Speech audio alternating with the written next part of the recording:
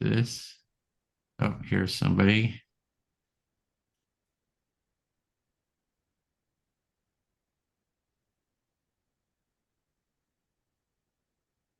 Hi, Harrison. Welcome.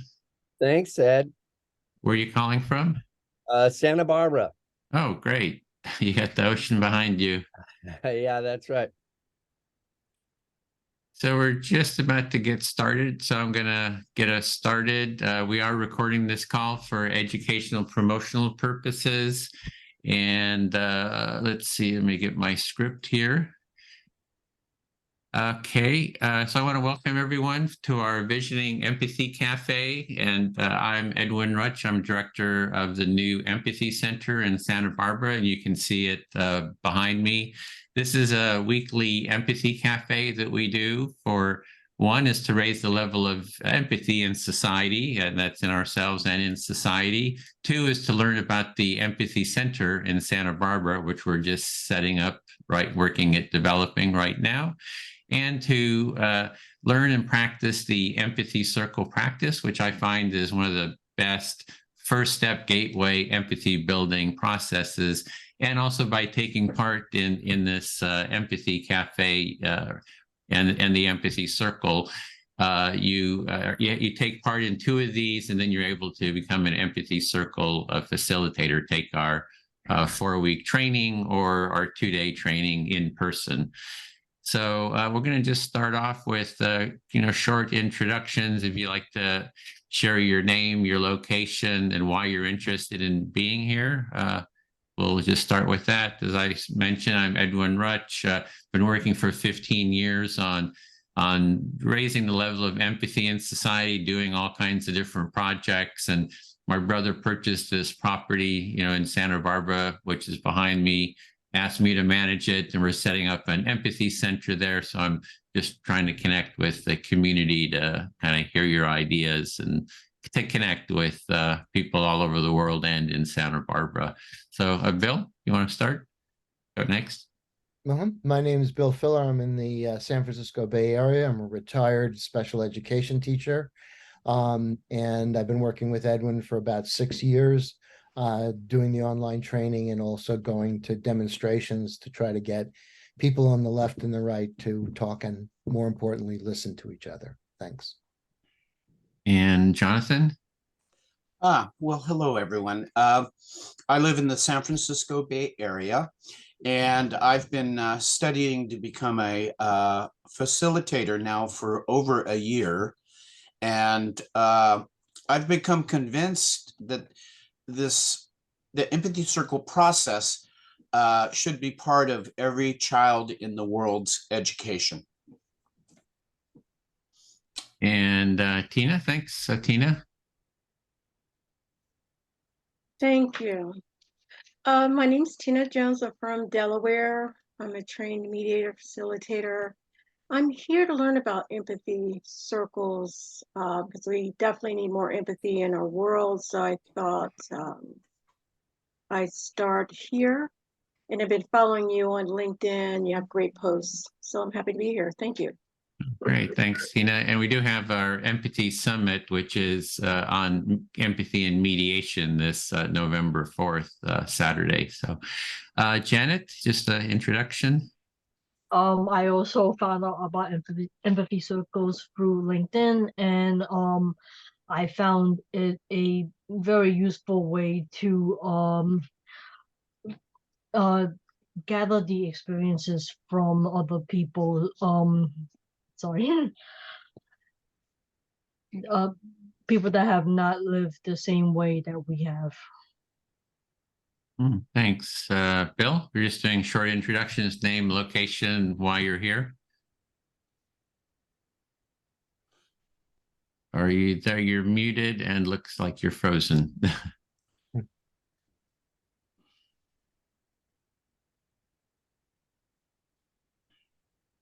There you go. It looks like that. Are you hearing us? Oh, we got more people coming. Do you hear us, Bill? Looks like not. Trying to turn. Okay. Hey, Arno. Hey, Edwin. Hey, Hey. you just dropped in. We're just doing intros. Kara, do you want to introduce yourself, name, location, while you're here? Sure. Hi, I'm Kara Jean of Taking Care of Business. I am in Washington State, but on the other side, the desert side that nobody thinks about. And I am here because I think that empathy is a power play of positivity, and I want more of it in the world. And I love what this community has created, and I want to be there to support what gets created. Great. And Arno? My can you see me? Yeah, we see you. Great. My name is Arno Jaffe. I'm from Santa Barbara. I'm fortunate enough to have met Edwin and fortunate enough to have been a part of facilitator training class in Santa Barbara, and have been out of pocket for a little bit and just decided I'd want to check in and meet all you wonderful people that are there. I'm committed to be a part of supporting Edwin and everybody in their dream. Oh, great. You just live a few minutes from the center, actually, there in Santa Barbara, just down the road from these buildings. Can walk to you, yeah. Yeah, walk over. Bill, are you back? Yeah, I think I'm Okay. pretty good. Can you guys hear me? Thumbs up if Yes, can we hear me. you. Okay. So, Bill Protzman, San Diego. I just finished up leading a public sing-along, and I'm still in Balboa Park here, outdoors. There's Wi-Fi. I'm going to hope that it lasts, and as long as the battery lasts. Glad to be here for the second time. Okay, so let me just give just a quick Maybe intro. shall I introduce myself? Oh, sorry, Harrison. So sorry. Yes. Yeah, no problem. I'm Harrison Heil, Santa Barbara, California, and I am the Assistant Executive Director for the Kind Mind School Mindfulness Program. We teach mindfulness, compassion, nature connection in the schools locally here, and we do circling in the classrooms. And so I'm interested in, first of all, connecting with the Empathy Center. I'd love to see it flourish into a place where meditation retreats can occur in an affordable way. And also interested in learning more about how you do empathy circles and how that can inform the circles that we do in the schools and our work at Kind Mind. Oh, great. We do have Bill Filler does empathy in the school work with us. So glad to connect with you. And we just did have a workshop with was it the Mindful Heart group, Rodley Weiniger. She's in Santa Barbara, and they're meeting using the space on a monthly basis now for their workshops. Yeah, and Kind Mind is closely associated with Mindful Heart programs. As a matter of fact, we got our start with Mindful Heart programs, and we're still very closely connected with them. And I've been involved with Mindful Heart programs a lot too. And Arno's president of the board of Mindful Heart too, for that matter. Yeah, that's right. He and I know each other pretty well. Fortunate. So those are the connections here. So let's give just for anyone that's not familiar with the space, I'm just going to give just a super quick view of the property. This is Santa Barbara. And if we zoom in, you can see in the just behind kind of up against the national forest, the chaparral is the what was previously the St. Mary Seminary. There's 35 acres of land kind of on top of this hill, and there's a chapel,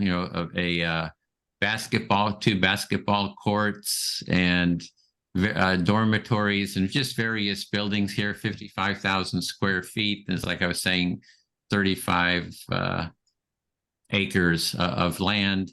And my brother purchased this property at the beginning or end of last year, and he asked me to manage it and to set up this empathy center. I've been working for 15 years, on this topic, so really excited about the possibilities of this, of developing this center. And I think it's going to really help with spreading and growing an empathy movement. So with that, what we want to do is, this is really a participatory process here that we want to do the empathy circle. And is there somebody who want to give a little example, the how-to of how to do an empathy circle for those that aren't familiar with it, a quick one? Bill, are you up for Yeah, sure. giving the how-to? Sure, I'll be happy to do it. And first, but Tina, I think it's fine that you're using your Otter. I got your message. You can check it. So how to. There are 4 roles. One is the facilitator, and that'll be the timekeeper, and one of us will do that, so you don't have to worry about that. The next one is the speaker. As a speaker, you can speak about the topic or whatever's on your mind. Some tips are to try to be clear and brief and pause after an idea or two, so that the person, the active listener, doesn't have to remember too much, so that they can reflect. The next and the trickiest part is the active listener. Mostly we're conditioned to respond, not reflect. And here we're going to be reflecting. So when you're in the active listener, please be you want to just really reflect. You can copy, paraphrase, infer. Each person likes to be listened to in a different way. So check in with the speaker about that. But we don't want to sympathize or judge or anything like that. When it's your time to speak, if you feel compelled to judge or do anything, you can do that. But as an active listener, we really just want to reflect as purely as possible what the person is saying to make them feel heard. The rest of us will be silent listeners, and we just kind of hold the group. We're there, we're important. And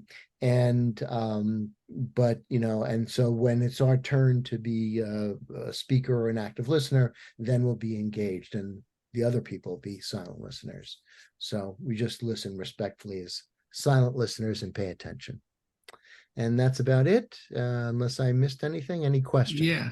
Oh, I just posted the how-to. There's the instructions for how-to. The best way is just to observe. We're going to have 4-minute turns. Our question is, what is your vision for an empathy-based retreat center in Santa Barbara? Or, as always, you can talk about anything that's on your mind. So we'll have someone be the first listener. I don't know, Kara, you up for being the first listener? And we need a timekeeper, 4-minute turns. Anybody got a clock there? I do. Bill. So Bill will wave his clock or say time, and that's your time will be up then. And you'll just say finish your thought, in a sentence or so, get your final reflection, and then it'll become the listener's turn to become the speaker. And we just keep going for the time allotted, which is going to be about 1 hour and 15 minutes. So who'd like to be the first speaker? And remember, share an idea or so, pause, and let Kara reflect back her understanding of what you said.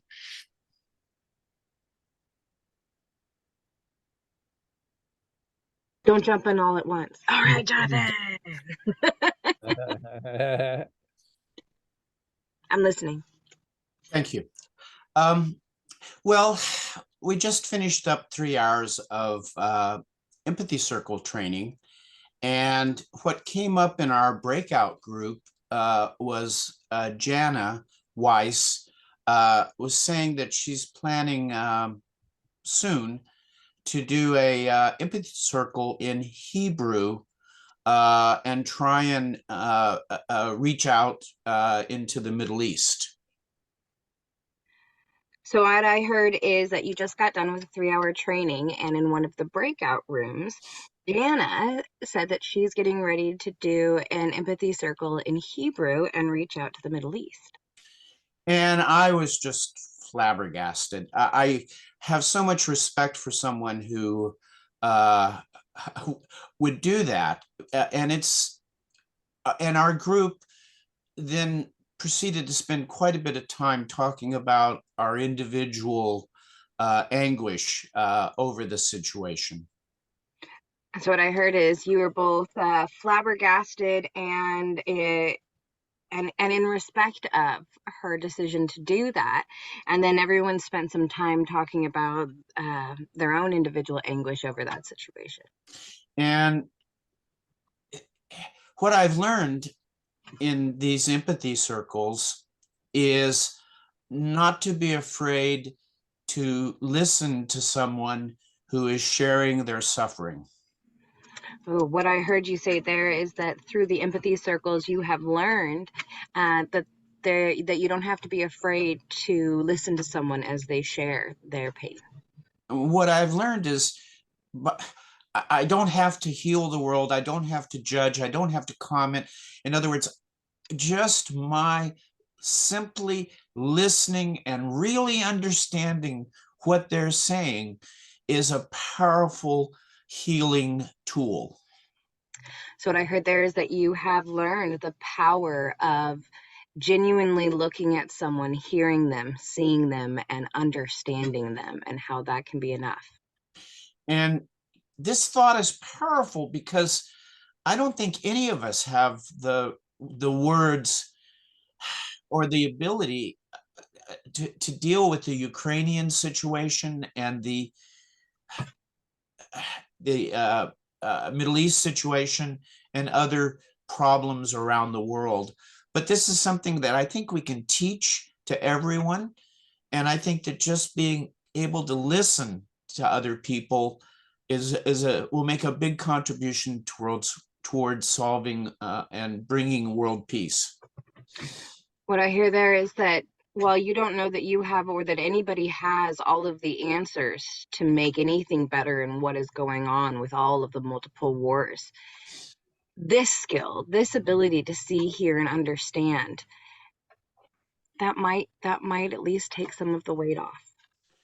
And yeah, and in closing, it's wonderful to have an anchor point such as Santa Barbara. I'm part of the group, and I feel connected to Santa Barbara, but I also feel connected to the world through the internet. But I think we need both. We need a viable world outreach, and we also need a local focal point. What I hear is that brings you to how powerful this anchor is of the Visioning Center in Santa Barbara. As we branch further and further out into the digital universe, having that anchor allows us to navigate both with confidence. And thank you. I feel fully heard. My honor. I would speak to Harrison. Will you be my listener? Yes, I'd be happy to. Excellent. Okay, that's my thoughts.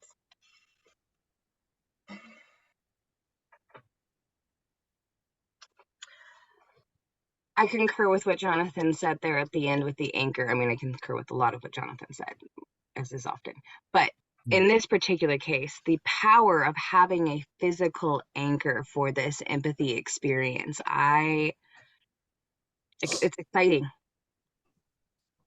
So what I heard you say there is that you could relate to and concur with what Jonathan was saying about how this empathy center could be an anchor in the local community and also to be of great service in the world.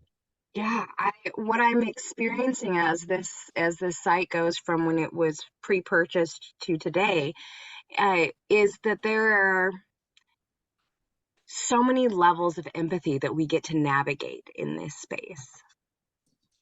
So I heard you say that, yeah, as you've been involved with this property from the beginning to today, is that there's so many different ways of expressing and practicing empathy. Yeah, and having a physical place to practice that, I think it's impactful. What we are learning around what it requires for community building, for the land itself, for how you design a room to have empathy in it is it's great growth. Mm.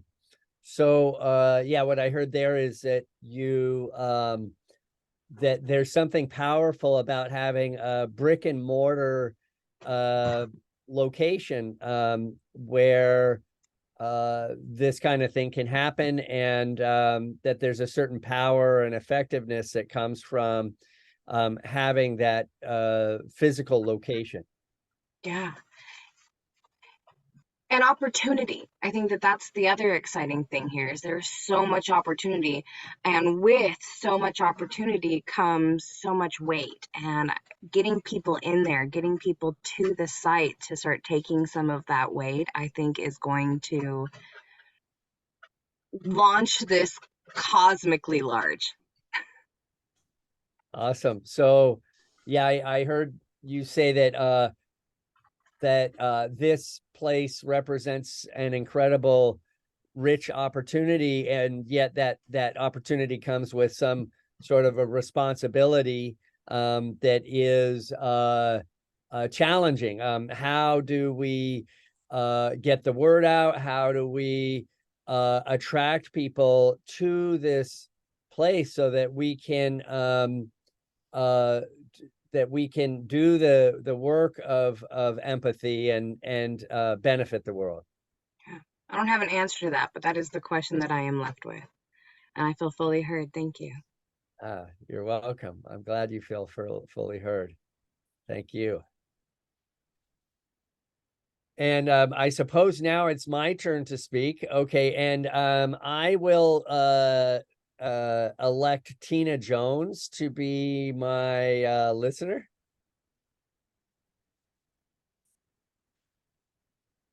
Thank you, Harrison. Yeah. My vision for this empathy-based retreat center, I have a lot of ideas, and so I'll start with kind of the big picture, and then I'll work more granular.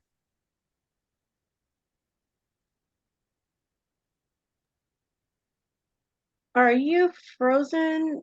Oh, Oh, No. here I am. Nope, I was done. okay. I just wanted to make sure.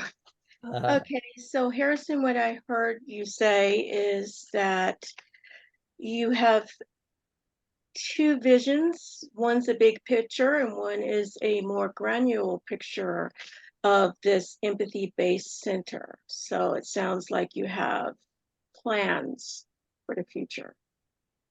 Yeah, I'd say I have ideas for the future and maybe plans. In the big picture, the biggest picture, I would say that my vision is that this empathy center allows the world to resolve the root causes of the existential risks that we face, like nuclear war and war in general, and climate change, among others. Okay, so I heard that some of your ideas in terms of the big picture is a vision for the center to resolve war, nuclear war, root causes of war, and root causes of conflict. And also, it sounds like you have an idea for addressing climate change. Did I hear that correctly? Yeah, I do. Yeah, I think you did hear that correctly, that I see this center as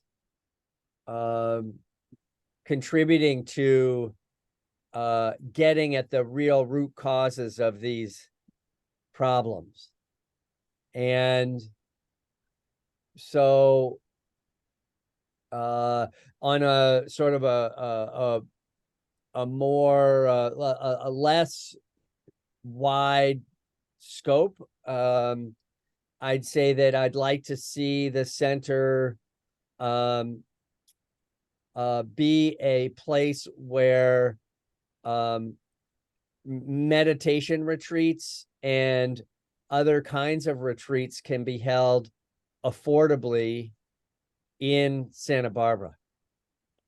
So what I think I heard you mention is about on a more granular level or narrowing your focus, you have an idea that the center can also be accessible to everyone and provide a space where there's opportunity for meditation and other, your thought of other areas where people can come and take refuge in a space that's promoting peace, is what I believe I heard. Yeah, that's right. Good. And maybe just in conclusion, I'll say on a personal level, I might like to be involved by participating in retreats and potentially leading retreats here and collaborating with the center on empathy, mindfulness, compassion, and nature connection. So I believe you are expressing an interest in being part of the process and supporting the center with in a way that is holistic, providing mindfulness, not only meditation, mindfulness in other areas that will support healing, is what I believe I heard. Yes, that's well said. Thank you. You're welcome. And I feel heard. Thank you. I like this. This is my first time doing this. So select your listener and they'll listen to you, Tina. Thank you. Okay. I will select, how about Bill? Me or the other Bill? Said it again? Me. That's my listener? There's another Bill. There's Bill Protzman. And Oh, yes, I see. Just Bill. It's only, I don't see the that's me. last name. Okay, yeah, Okay. I'll put that in for clarity. Go ahead. Oh, thank you. I'm listening. So I will share that what brought me here today was the positive post that I see from Edwin about this place where it sounds like it honors being a human being and it honors the opportunity for healing and peace, and that attracted me to try to learn more and to think of a space where people could go and not be judged, a space where there's a community, a sense of community and healing. It sounded like what we really need right now in this at this challenging time where we're seeing wars and we're seeing really experiencing climate change that is so apparent that we need to do something to bring about some type of change, that I thought it was really nice to have a space created where it's centered in love and kindness and peace. So you're intrigued. You specifically want to, if you think it's important that it's a physical place where people can go.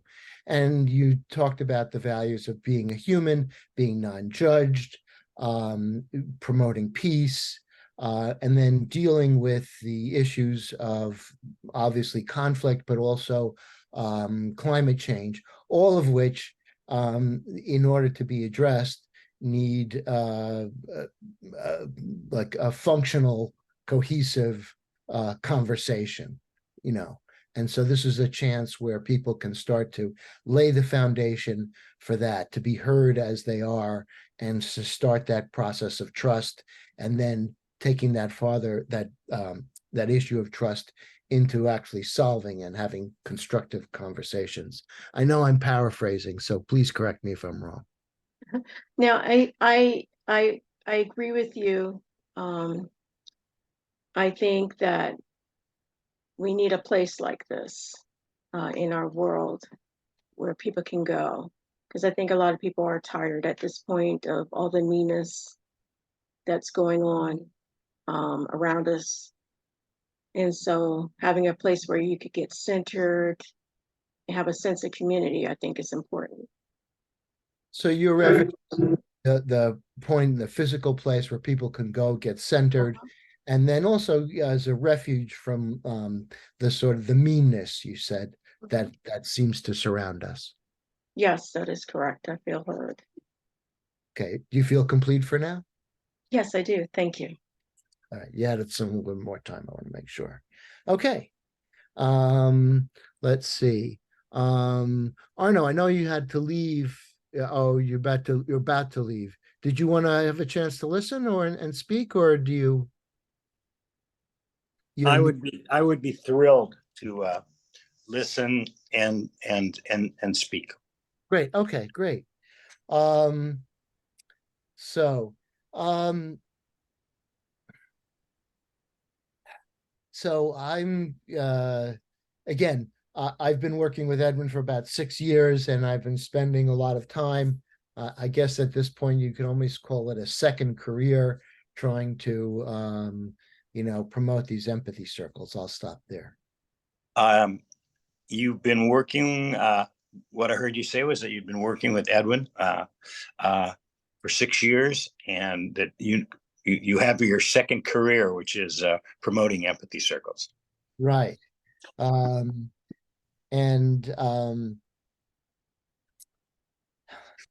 So I think that the center is exciting. I think that there's a lot of work to be done. I really feel for Edwin every time I go down there.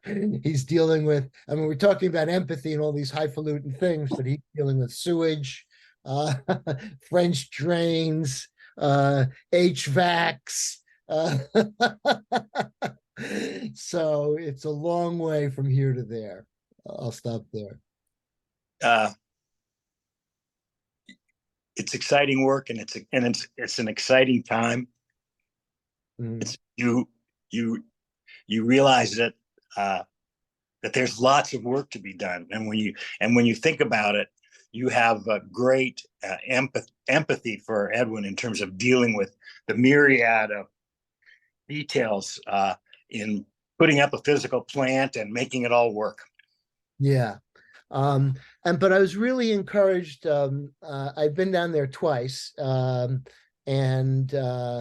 And then the last time we did the in-person training with you were there, and that was great. And I really was, the fact of doing the in-person training there was, I think, very important to me, and I think to others. You've been to Santa Barbara and the Empathy Center a couple of times, and it was the in-person training you participated in, as did I, and that you were really thrilled at the importance that something like an in-person training can bring. Yeah, it allowed us to put in some theater games, and then also get real world feedback and in-person feedback, which is, this works over Zoom, but is much richer in person. You commented that that the in-person allowed things like putting in theater games and have real live feedback from people to the things that we were doing together, and that was only possible because of being in person. Yeah. And I'm really excited about this next in-person training on the 17th and 18th. And at the same time, we're also going to be doing a, a, an online introduction to some people in India who are very serious about spreading this in India. You're very excited about the upcoming November live training in Santa Barbara. And also there's going to be an online introduction of the program to India. Yeah. And I feel fully heard, Arno. Thank you very much. Thank you. I'm on my phone. So Right. who can, I'm just looking for somebody to be You a listener. have Janet or Bill Protzman hasn't gone yet, or Okay, let's do Janet. Janet, will you be my listener? Yes. Fantastic. Okay.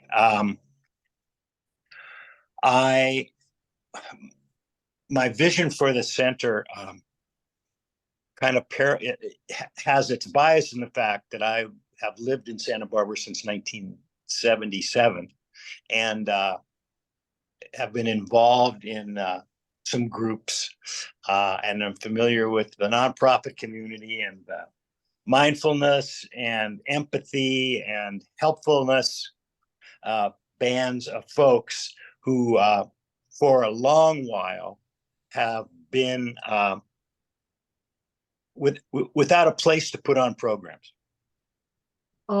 Your vision for the Empathy Center is informed by the fact that you have lived in the area since 1977 and your time working in nonprofits that deal with being helpful and empathy.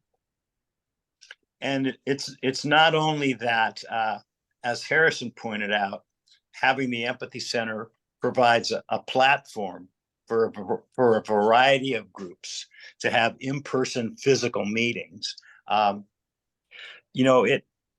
It also, by nature of what the Empathy Center and Empathy Circles are all about, has a worldwide appeal.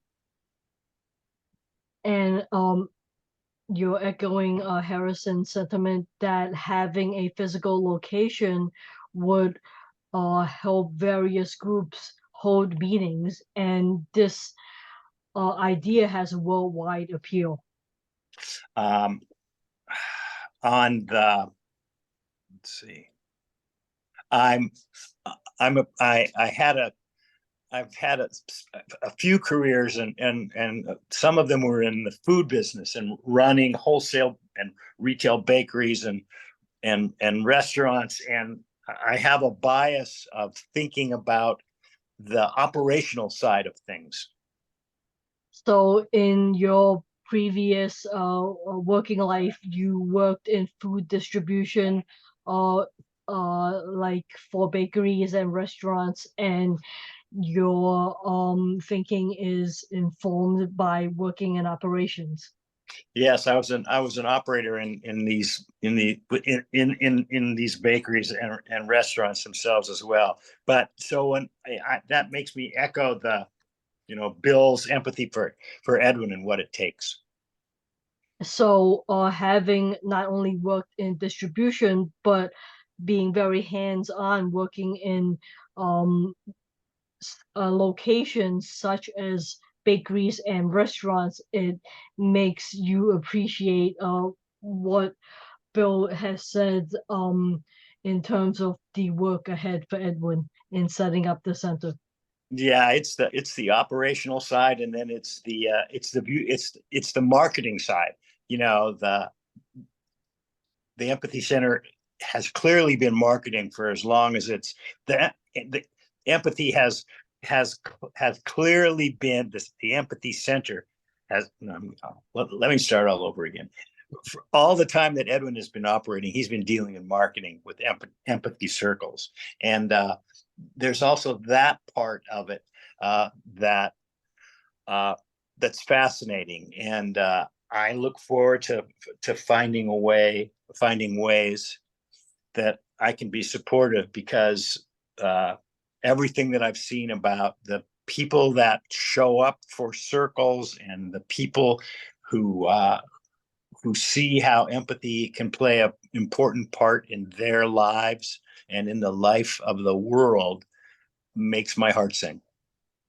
Well, Edwin launched the whole empathy circle movement, and he has been marketing this idea through the wider world for a long time, and you want to offer your expertise in operations and helping him set up this physical location. As well as having my marketing interests. And I feel heard. Thank you. I'm done. Thank you very much for the opportunity, as well as offering him marketing guidance. Okay. Hi, Dave. Are you available? Yes. So we're doing the sorry, I'm empathy circle. Janet's going to speak, a little pause, and then you'll reflect back your understanding of what she said, and she has 4 minutes. Yeah. Okay. So I am still rather new to this idea. I discovered it by accident in the spring.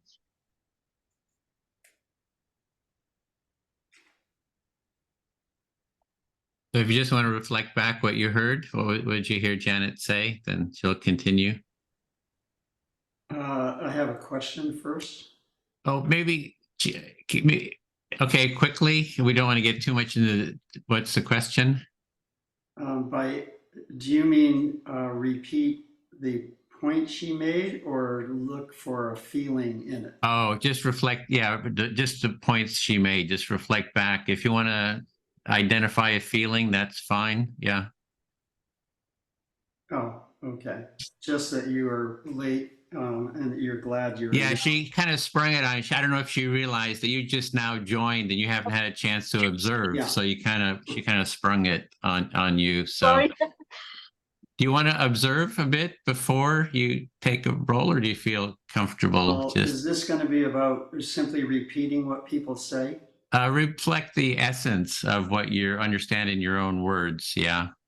And you can identify a feeling if you'd like. Yeah, that's a feeling or a need. It's up to you. Isn't empathy about identifying feeling, not reporting information?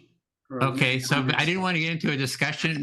Let's hold on and Janet, do you want to select someone else who's been here? You can observe the process, but we don't want to have a discussion. We just want to do the process. And if you she kind of sprung it on you without you having a chance to hear the introduction or observe what was happening. So you want to choose me or Bill Prutzman, just so that we kind of keep the flow. Yes, I did not consider that they may be new to the idea of an empathy circle. And you're speaking to me? Yes. Okay, so you didn't realize that this is maybe new to Dave, that he's not new to this process. Yes, as a relative newcomer myself, I should have considered that possibility. So you should have you're new to this process too, so you should have been sensitive to that he's new to this process. Yes, I assumed that he was aware, and there's that old saying about assuming. Yeah, you just assumed that that Dave was familiar with this process, and you just realized that you just made that assumption. Yes. So in the few months since I've discovered Empathy Circle, I found every meeting to be full of insight from speaking to people from all over the world. And you've been doing this now for a couple of times, and you just found a lot of insights and from people all over the world. I think you're sort of impressed by that. And I find it refreshing to focus on what others are saying instead of having in the back of my mind, how am I going to respond? And you really find it refreshing that you can just focus on what they're saying instead of focusing on what's going on in your mind on how to respond to what they're saying. Right, because there's no expectation for me to respond other than to reflect back what they're saying. Yeah, maybe you feel some ease because all you have to do is reflect back what they say, and there's no other expectation beyond that. Yes, and I think that would be very, very useful for students in school, because a lot of um students feel like they have to come back with a clever remark, or come back with a joke right away.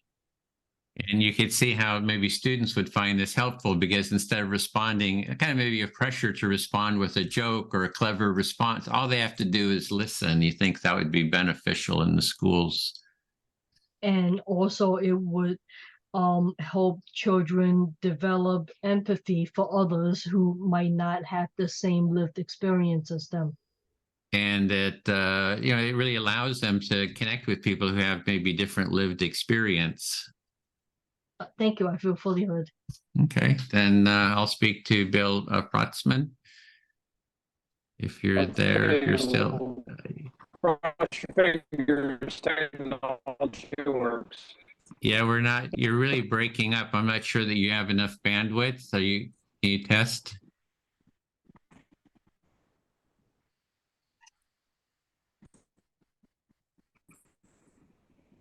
Okay, Bill, are you still there? Or I'm not sure if it's your bandwidth was really breaking up. Yeah, it seems like the breakup is too bad. Let's I'll just listen for now. I think I'm hearing you now. You turned off your video and that really helped. Is this, can you hear me vocally? Yes, now I hear you. Yeah, okay, great. Try. Then I'll speak to you. Okay, well, I'll start with, usually I don't let people into the empathy circle. We usually don't, once the empathy circle is started. I kind of broke my own rule and that added to this kind of confusion.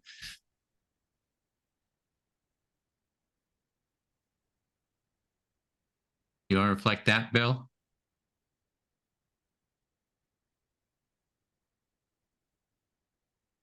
Okay, I think Bill's bandwidth, he's not gonna, so I'll speak to Jonathan, then have to shift. Do you want to reflect that back? So you'd like to speak to me and I'm going to reflect back to you. Yeah, and I was just saying that I had broken my rule about not letting, once we start the empathy circle, we don't let people in because it's kind of disruptive. And I broke my rule. I've heard you say that sometimes it's difficult because it can be confusing.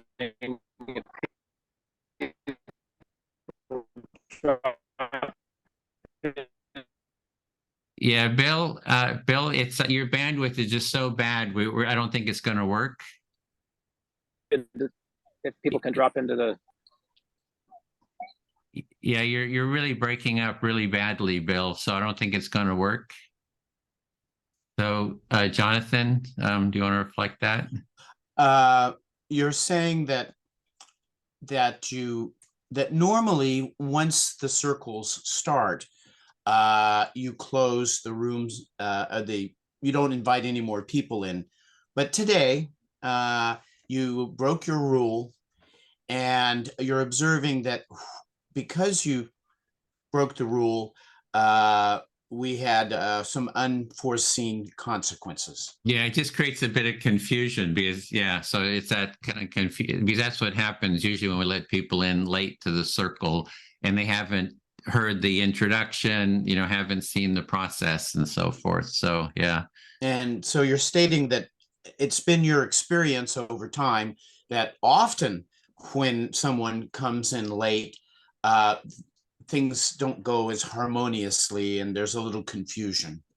Yeah, and I also want to follow up on what you were saying about the Israel-Palestine issue, that I do see that the empathic listening and learning those empathy skills would be, paramount. I mean, it's a good foundation. I think Harrison was sort of addressing that too, that empathy is sort of this core value. And if we could spread it, teach my idea is that we just teach everyone how to be able to hold an empathy circle as one simple first step process. And so you're commenting on my mentioning the importance of empathy circles and the potential of empathy circles to do some form of healing in the Middle East. And you're just amplifying that it's a good foundation to start with. And it might be difficult, especially now for Palestinians and Israelis to have those dialogues, but they could be having them in their own schools and their own families with each other and developing trust in the process. So you're saying that we have to acknowledge that immediately trying to bring the two sides together might be unrealistic, but however, just bringing the practice to both sides and allowing them to develop that ability to sustain it and teach it to other people is a good foundational start within their own culture, right? Clearly within their own group. And then another step is for those cultures to have empathy circles with other cultures that they develop, like with Americans or Germans or whoever, whatever country, Japanese, Chinese, so that they would develop sort of outside of their own cultures.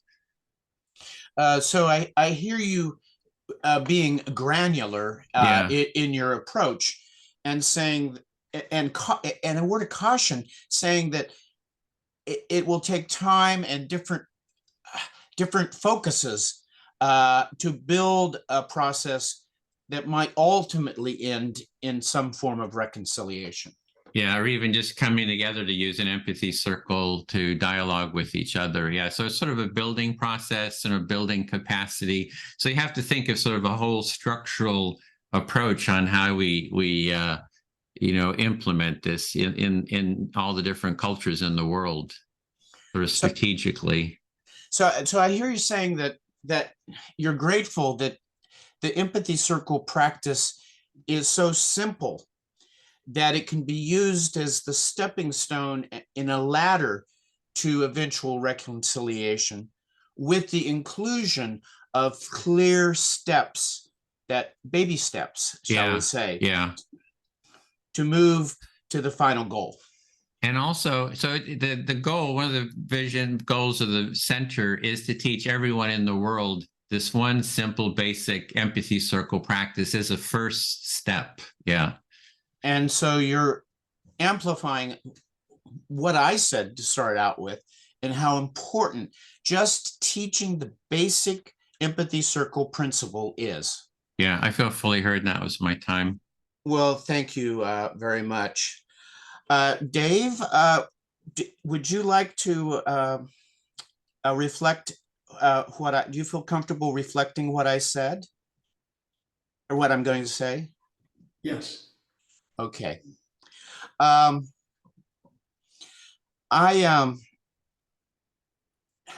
going to repeat someone, Larry, one of the longtime participants, says he loves empathy circles. And I take that to heart. I've learned so much listening and learning to calm my mind.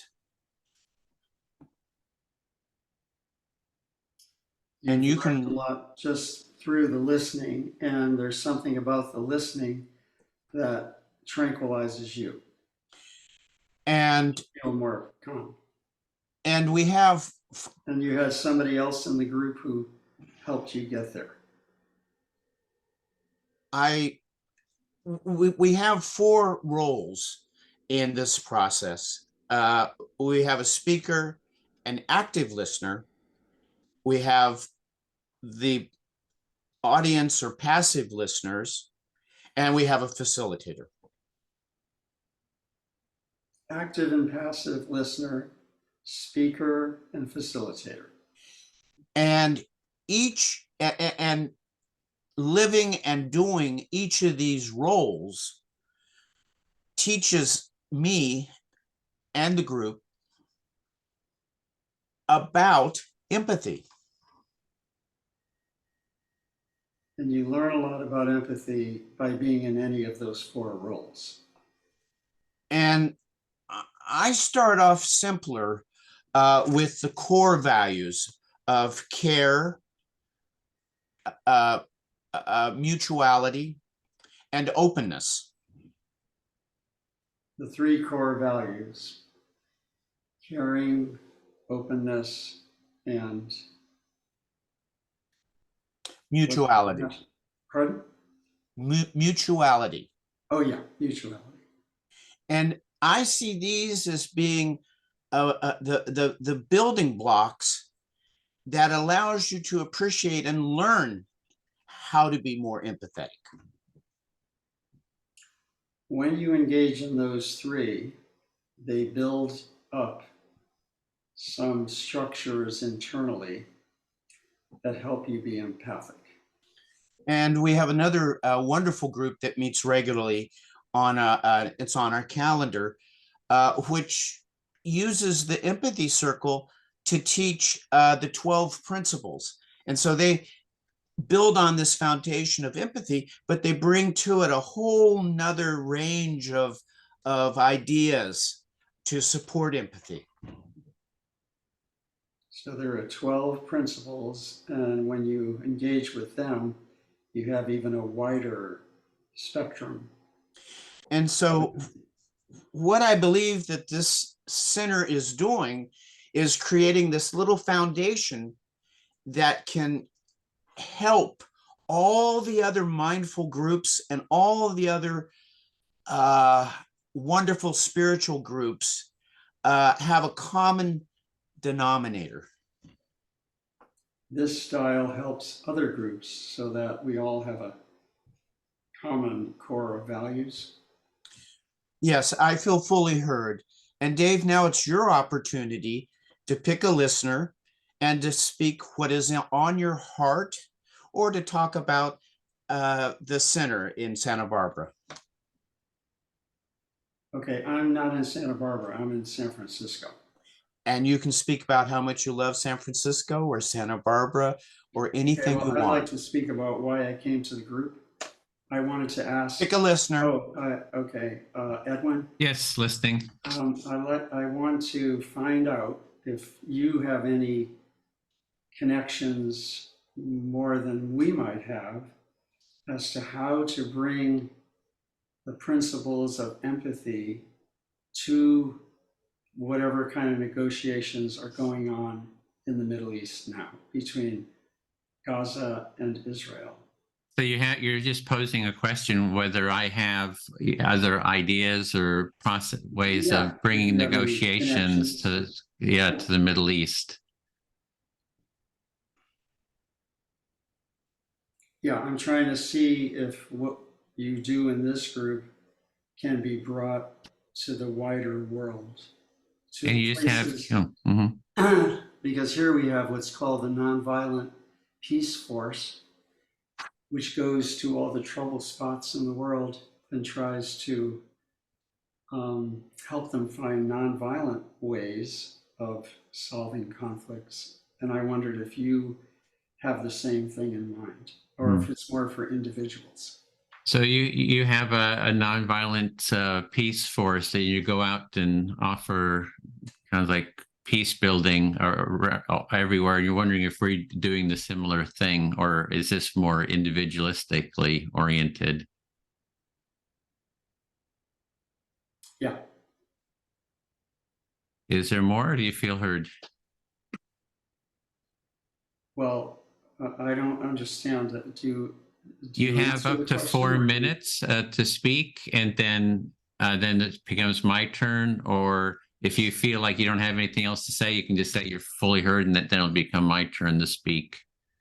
Yeah, I yield to you. Okay, great. Yeah, I'll speak to Tina.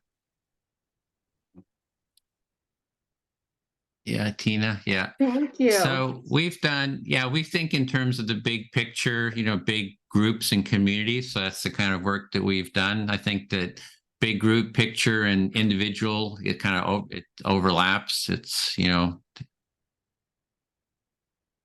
What I heard was your focus in terms of the big picture is the community, but you seem to also narrow down that focus to be inclusive of individuals. Did I hear you correctly? Yeah, it's both. I would say that we do both. And one example is Democrats, political left, and the political right, let's say Republicans, that we've taken our empathy tent out to where the political left and right have knockdown, drag out fights in like Berkeley, you know, back when Trump was elected. And we would offer listening to both sides and bring people into the tent to do conflict mediation with them. So at some point, it sounded like you provided a space in a tent where people of opposing sides, Democrat, Republican, could come and have a conversation and work through some of their opposing views. Exactly. Okay. And it was the Proud Boys and that community, neo-Nazis and Antifa, far left, and that community. And they're having knockdown, drag out, bloody fights. I mean, right there on the streets. And we're there offering listening to both sides. So, yeah. So even groups that were getting physical in the street, counter protesting, like Proud Boys and Antifa, sounded like some of the events that were occurring, there was violence in the street, but yet you still were able to provide a space for individuals who had wanted this opportunity to have a conversation. You were there on the front lines, it sounds like, to provide a space for each side to be heard. Yeah, we want to scale that up too, the empathy tent. I mean, I see that going international where we could have these empathy tent chapters around the world to go out to the streets to offer this listening and to be advocates for not the left or the right, but for an empathic way forward, a mutually empathic way forward. So what I'm hearing is that you have this vision that's a broader vision to be more inclusive, so that this process can be expanded worldwide, providing opportunity for everyone to be able to engage in a very simplistic way of active listening and modeling this process. Starting here, we have the opportunity to be able to also promote this empathy circles everywhere.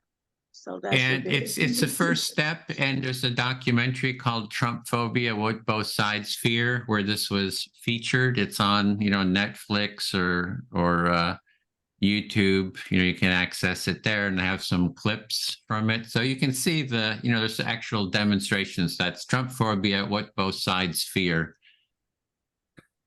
So you're also providing tools for those who want to learn more about empathy circles and how it could be a useful tool far beyond the location where you're at. And they could go online and see the YouTube clips and learn more with this video, Trump Phobia, if they want to learn how this works and how it can work for different communities. I just put the link in there for anyone that wants to see it. So that gives a bit of a, just to show Dave, we go right out to the, you know, to the streets, and we take it to a big level. We'd love to take it to, you know, Palestine, Israel, you know, the Ukraine, and scale it up. So we're totally down for that. And we have the center here where we can have we can do the training. We have a space to do training for building that up, scaling it up. And it's been mentioned, the empathy tent's been mentioned on Breitbart, on Fox and Friends, on TV here in the Bay Area, LA Times, Sacramento Bee. So it's gotten a lot of different publicity in this, but this was before COVID. Yeah. So I'm hearing that it sounds like you engage right on the front lines, that you're there at these hot spots where the Proud Boys or Antifa or another organization may be clashing, and that you're providing a space. You also have opportunity where you're located for the empathy circles to take place. But you've had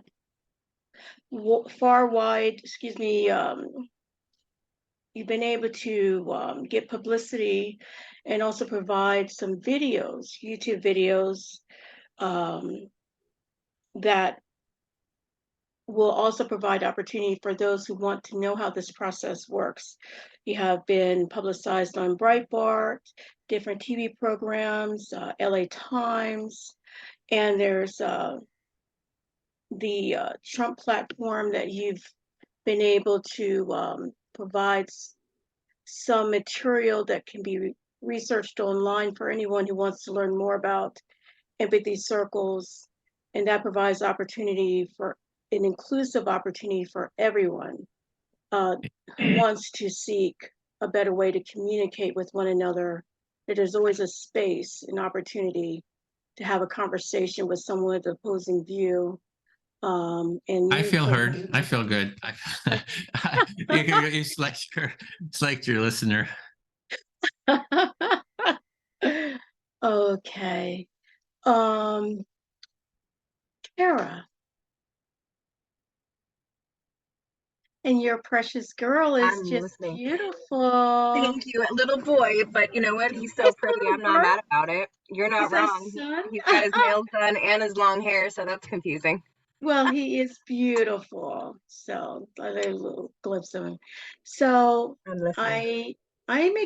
what I really appreciate about the opportunity to learn empathy circles is there is a simplicity to the process that makes it more accessible to everyone and anyone to hold a peace circle, empathy circle rather, because there seems to be this.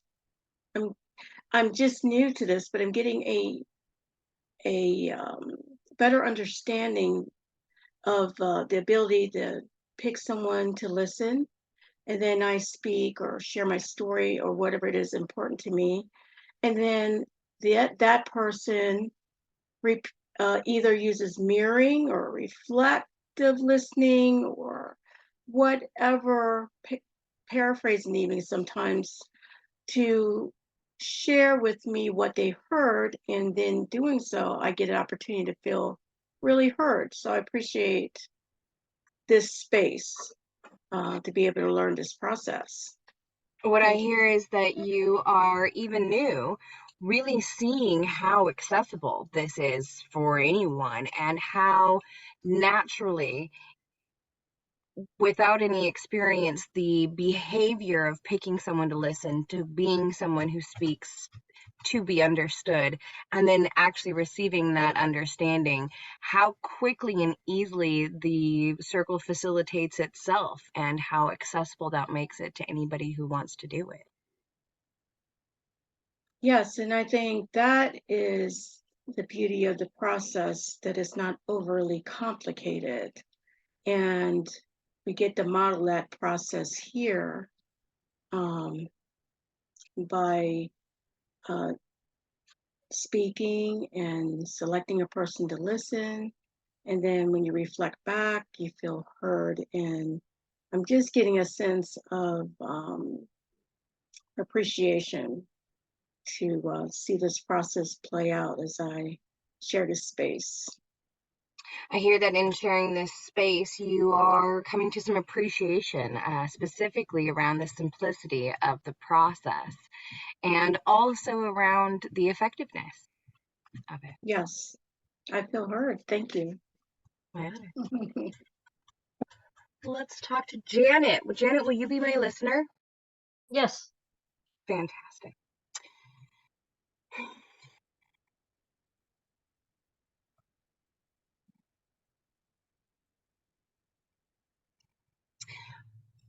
I think part of the magic of this entire experience of this room, of this circle, of this empathy center is the empathy itself.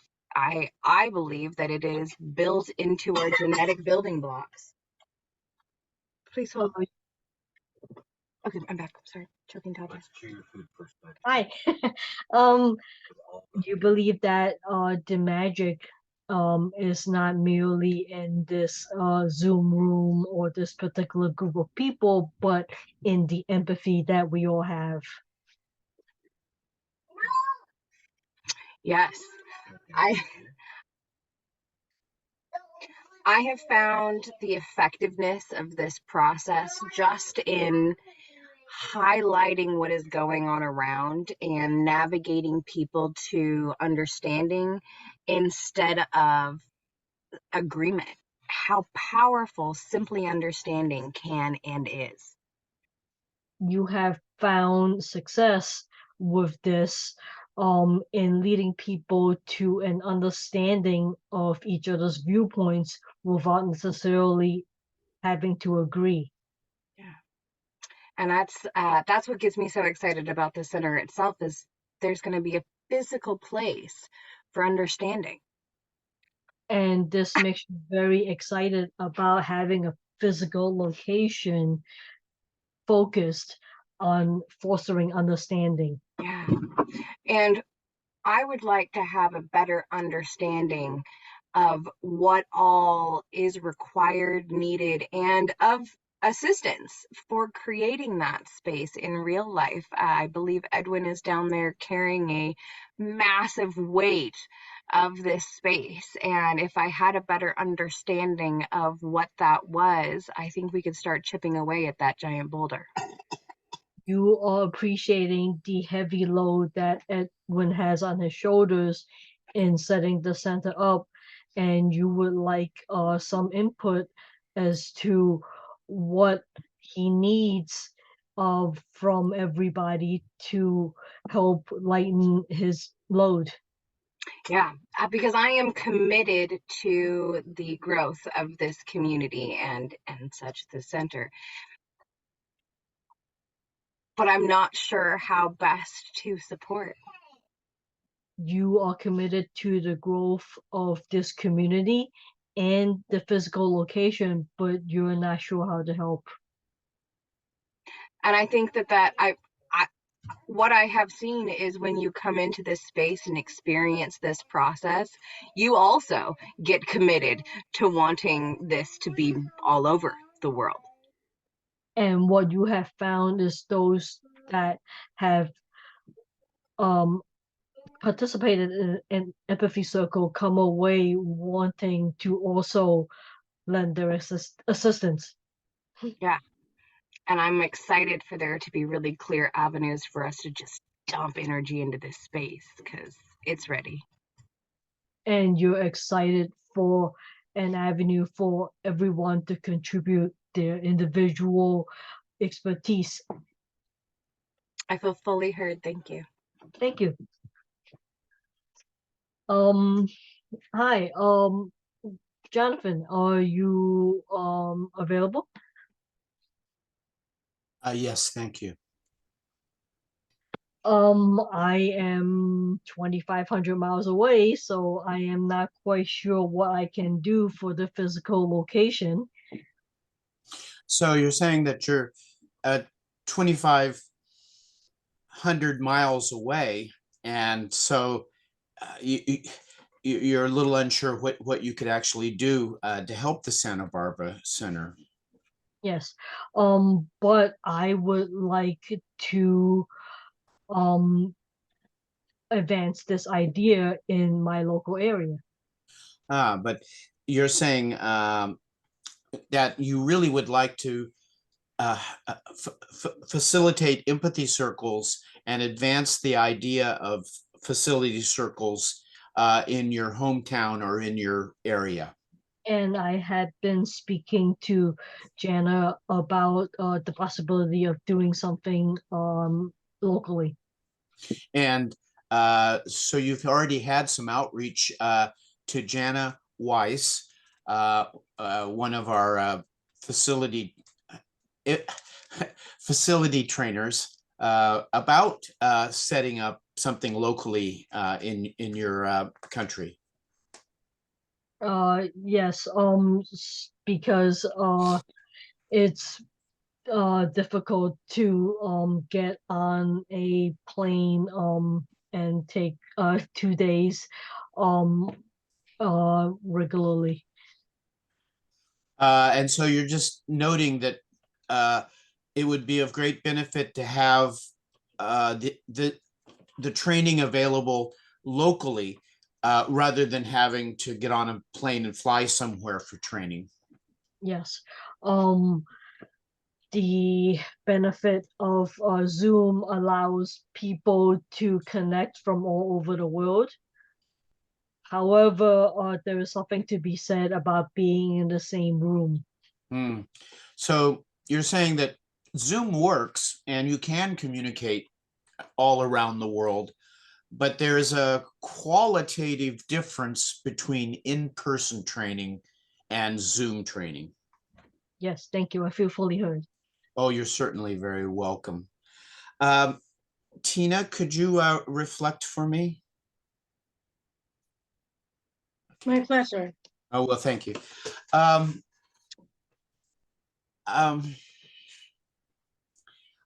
I want to just reemphasize, we've been mentioning Janet Weiss, and I wanted to say just how wonderful it was hearing her say that she's been speaking Hebrew and that she's done videos and she's done research, and she went into some depth and has an amazing resume of mastery of Hebrew. And it's just amazing that she's considering setting up a circle specifically for Israelis. So what I heard, Jonathan, is that you've been having a conversation with Janet Wise, who's an expert in speaking Hebrew, and that she is looking at how to facilitate setting up a circle. And it sounds like you're excited about that opportunity. Well, I'm excited because I'm excited because I feel helpless in face of the struggle going on, and this is the first positive step that I've heard that is outside of the thinking outside the box. So this opportunity of Janet Weiss facilitating empathy circles in Hebrew, you see that opportunity gives you hope, and that this is the first step in trying to move in a direction that's not where we're at right now, and that gives you hope, and you look forward to that opportunity. And I also want to mention she's very thorough, because she also spoke about spending a bit of time studying Arabic. And she also spent many years in Israel, and has on the ground experience, and I believe family. I believe family there. So Jonathan, not only is Janet Weiss an expert in Hebrew, it sounds like she's thinking about how she could also provide the empathy circle training in Arabic language as well, that she's open to the idea of learning more Arabic, and that may provide even more opportunity to help and intervene in this conflict. And you see that too as an extremely positive step that is different than what's going on right now. As you mentioned, your sense of helplessness, and this gives you some hope. Is that correct? Close. Good enough. I love you. uh, both of us, at the end of our training session today, were asked to give us a word which sums up our feelings. And it was funny because both Janice and I chose the word hope. And it's amazing how a little thing like coming together as a group, as we are doing right now, can make you feel better, and it can give you hope. So what I heard you share with us is that sentiment of hope was mutual. And even though Jenna's not here in the room, I can clearly see how that is inspiring you here today, in hope being universal. I feel fully heard. Thank you. You're welcome. So we'll Thank want to end this part now. So we have maybe about 10 minutes left. So we can just spend the last of the time just for any open discussion, any questions you might have about the center. So if there's any question, comments, feel free to share it. I think we mentioned I did put the video link in. Edwin and the Empathy Tent team mediate political left and right. I think that was sent to everyone. Yeah, that's the video I was talking about. It's part of a documentary, Trump Phobia, What Both Sides Fear. It was a filmmaker. After Trump was elected, she traveled to all these demonstrations that were around the country, and she came to Berkeley and recorded them, and came to Berkeley and saw the Empathy Tent that we were doing there. And she said, "Oh, you're the only ones doing anything like this, out there," from all the ones that she'd seen. And she said, "Oh, there's a impeach Trump rally in Los Angeles. Would you come down? And we'll video film the whole, the whole mediation." So we did that, and we mediated 6 pairs of from the political right and left. There was a impeach Trump and a counter demonstration right there. If you know Los Angeles, and in the city hall and the lawn there in front.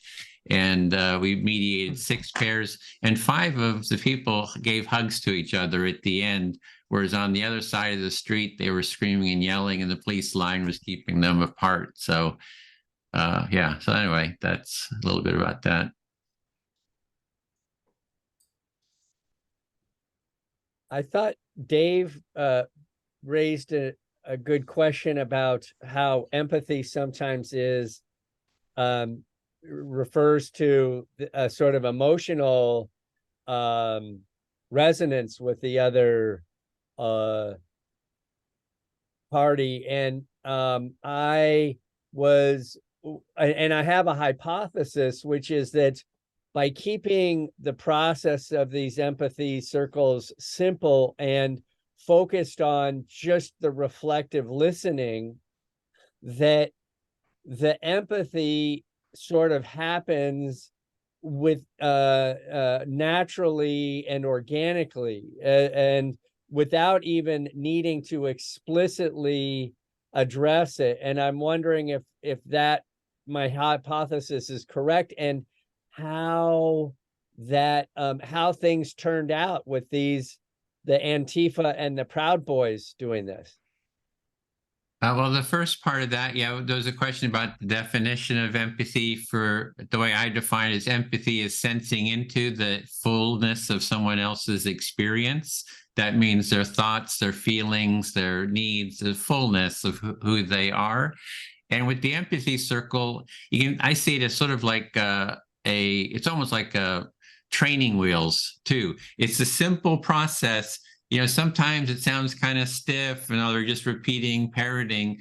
But over time, you start learning by observing how other people are doing the reflection, and you get a sense of how you can do it deeper. So it's slowly sort of knowing that you'll be heard in the circle develops trust. And as trust develops, people become more open, more transparent, and the process sort of goes deeper. But the main thing, like a couple of people like Tino is really adeptly, pointing out there's the simplicity of the process that everybody can get into it very quickly, minimal learning. And then, but if you keep at it, it goes deeper and deeper. And then you can also do the facilitator training and, keep going deeper with all the other processes. So it's a quick, easy, I'm kind of like, what can you do? You do 20% of the work to get 20% of the results, that kind of a person. And this is really kind of the minimal viable sort of a process to start sort of that empathic process, sort of deepening. Yeah. I don't know, Dave, you were the one that brought that up. Did you have any thoughts about that, or? No, I like what you're saying, and I think I understand it better because I did have more of the accent on what's the feeling underneath what you're saying.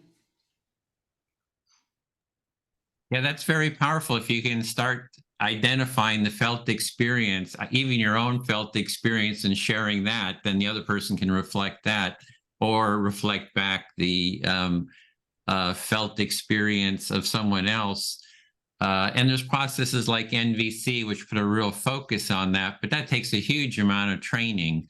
And this is sort of, you kind of more organically sort of move towards that, is my experience. Oh, you mean your plan is to start this way and then deepen it? Yeah. I see. So there's different ways of deepening it. One is you do it more often, it just deepens naturally. And the other is having, training for identifying feelings and needs and using the process for conflict mediation, which we also do.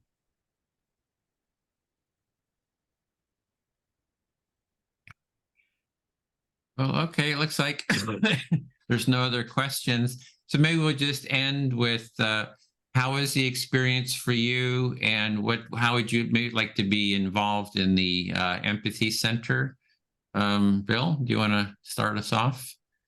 Sure. Well, it was great to meet all of you and to see, your perspectives and sharing, and it feels very good, especially with all the bad news happening. This is really, I think, an important counterpoint. And I'll be down there, and I'll be doing the in-person training, and then hopefully we can grow the Empathy Center into something that can be even a brighter light for that, communicating peace and empathy and community. Thanks. And the workshop you're leading, I'll put the link in there. That's some of the workshops we're doing. And that's November 16th, 17th, and 18th in person in Santa Barbara. So hope, Harrison, since you're in the area, if you want to join. Janet? Well, this is a little, pie in the sky, but maybe sometime within the next decade, we can have empathy circle clubs in high schools all across the country, and maybe 1 or 2 week in-person trainings for students, in the summer, in Santa Barbara. Yeah, that would be great. That's actually the intention. So Oh. It's not pie in the sky. It's what we got planned. So yeah, Jonathan? I'm thankful to be here. It's kind of like a nice decompression after the intensive training class. And I feel I'm contributing to building a culture of empathy by helping out with the summits coming up, and I said to Janet, I said, oh gosh, I wish I could be there, a fly on the wall. Because I don't speak Hebrew, but it's an amazing challenge that she's taking on. I mean, absolutely amazing. And I wish I could help her. Anyway, thank you all. Harrison? Yeah, this was very interesting. I'm really intrigued. It's been very thought-provoking, and I'm going to continue to mull this over, how this simple practice of reflective listening can lead to deeper listening, empathy, peace, love. And I'm really interested to look at some of these videos for how the far left and far right, how they experienced these empathy circles and what the outcome was. And I'd love to stay in touch and